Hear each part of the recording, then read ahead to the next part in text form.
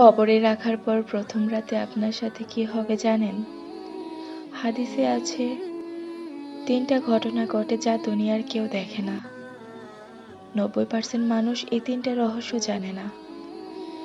রাসূলুল্লাহ সাল্লাল্লাহু আলাইহি ওয়াসাল্লাম বলেন, কবরে রাখার পর মাটি আপনাকে এমন জোরে চাপ দেয়, মায়ের কোলের চাপের চেয়েও আদরের চাপ, যদি আপনি মুমিন হন। আর কাফের হলে পাঁজরের হাড় ভেঙে একটা আরেকটার ভিতর ঢুকে যায়। এই চাপ থেকে নবী রাসূলও বাঁচেনি। সাদ বিন মুআজ রাদিয়াল্লাহু আনহুকেও চাপ দিছে। তারপর আসে মুনকার নাকির, কালো নীল চেহারা, চোখে আগুন। 3টা প্রশ্ন করবে, তোমার রব কে? তোমার দ্বীন কি?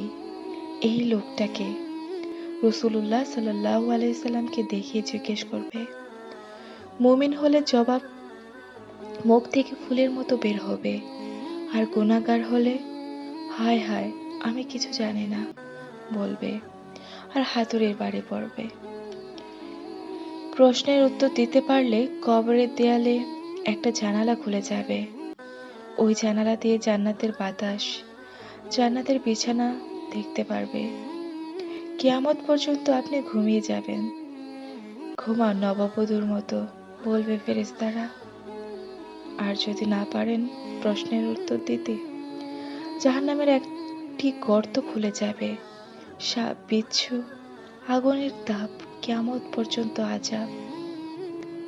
প্রিয় ভাই ও বোনেরা, অন্ধকার কবর, কিন্তু আমল আলো।